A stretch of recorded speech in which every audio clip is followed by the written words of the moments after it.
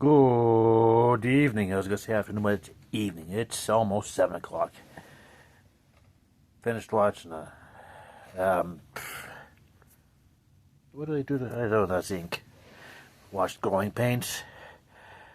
And as you can tell, I'm clean shaven because Montreal just won their, was it 19th Stanley Cup? Oh, I gotta take a look. Yes, 19th Stanley Cup. 4-game sweep over Philadelphia. Ooh, this has got makings of a dynasty. That's a warning. Yeah, Reggie Leach. 19 goals in the postseason for the Flyers, was the Conn Smythe Trophy winner.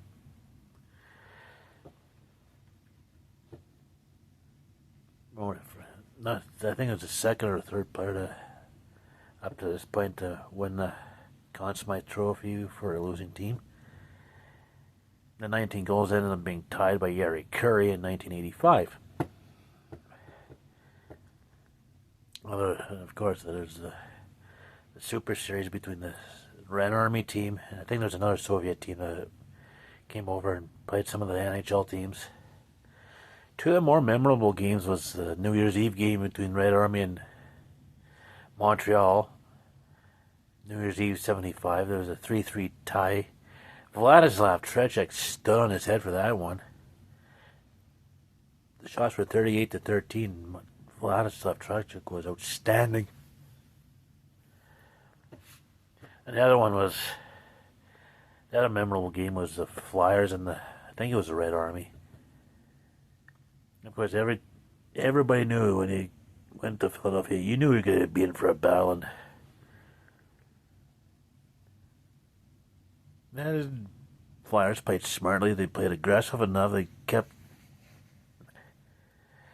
them off, kept the Red Army off the puck, and it was a hit by Ed Van Impe that knocked Valerie Harlem off.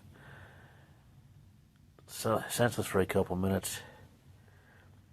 Soviets hated the rough play. It was like, oh, okay, we're leaving. Bye. Somehow they were convinced to come back on the ice. One story had it that Ed Snyder, the Philadelphia, I think it was the Philadelphia owner of the Flyers, went down there as they asked if the Soviets had been paid yet, which he was told they had not. It was like, you guys don't finish this game, you ain't getting a damn cent. It's like, okay, we finish.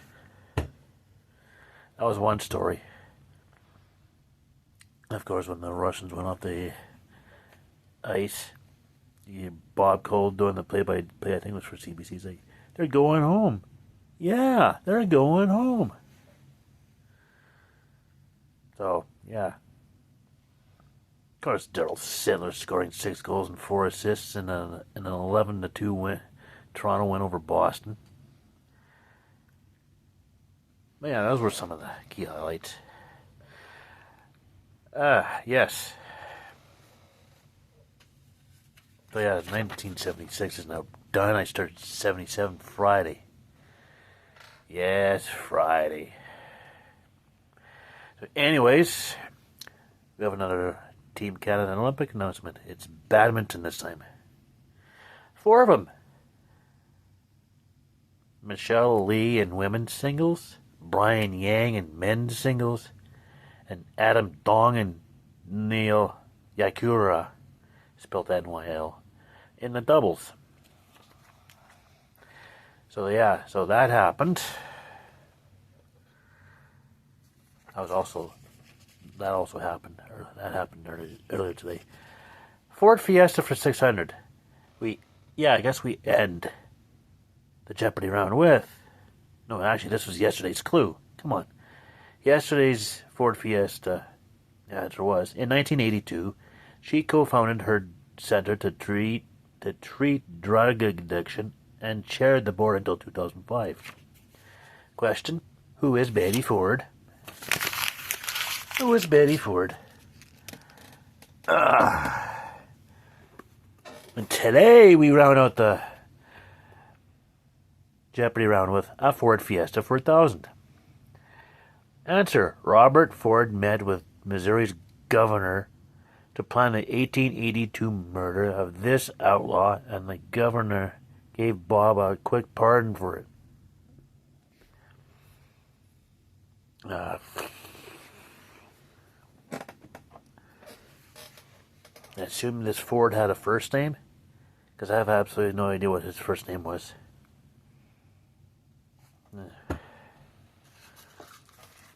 So I was watching a video from Ocean Liner Designs. Your friend Mike Brady. Today's video was why ships sink. And we went through various scenarios in which a ship could sink, from storms to fire to hitting an iceberg to a propeller coming off and slicing up part of the ship. Just watch the video. Find Ocean Liner Designs and look for why ships sink. It's on there.